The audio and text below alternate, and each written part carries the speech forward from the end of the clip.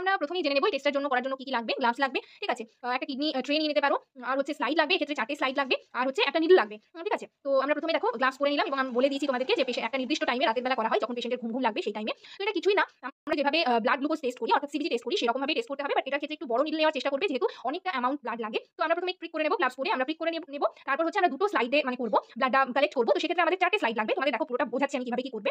তো এখানে দেখো একটা স্লাইডে আমরা হচ্ছে সবসময় মাঝে নেওয়ার চেষ্টা করবে। 4টে ড্রপ আমরা নিয়ে নেব মাঝে মাঝে, ঠিক আছে? দেখো এইভাবে তোমরা ব্লাডটা নেওয়ার চেষ্টা করবে। তো এইভাবে ব্লাডটা নেওয়ার পর হচ্ছে একটা স্লাইড রাখলে নেক্সট আরেকটা স্লাইড আমরা হচ্ছে নেব। তো এক্ষেত্রে তোমাদের আরেকটা কথা বলে দিই, দেখো সেম ভাবেই কিন্তু আরেকটা স্লাইডে আমরা ব্লাড কালেক্ট করব। তো প্রথমে হচ্ছে যেটা সিবিজি টেস্ট বলো বা হচ্ছে ম্যালেরিয়া টেস্ট বলো, অনেক সময় করা হয় না যে ব্লাডটা নেওয়ার পর মানে প্রিক করার পর হচ্ছে কটন সোয়াব দিয়ে সেখানটা মুছে দেওয়া হয়। তো সেটা একেবারেই করবে না এই প্রসিডিউরের ক্ষেত্রে। কেননা যদি কটনের মানে একটাও অংশ থেকে যায় তাহলে স্মিয়ার টেস্টে প্রবলেম হয়। সেক্ষেত্রে আমরা কোনো রকম ব্লাড টেস্ট মানে প্রিক করার পর আমরা কিছু করব না। মানে কটন সোয়াব এখানে ইউজ করব না। তো এরপর দেখো একটা ফ্ল্যাট সারফেসে রাখবে এবং একটা স্লাইড আরেকটা স্লাইডের এইভাবে তোমরা অ্যান্টি ক্লকওয়াইজ এটা কিন্তু ঘোরাবে।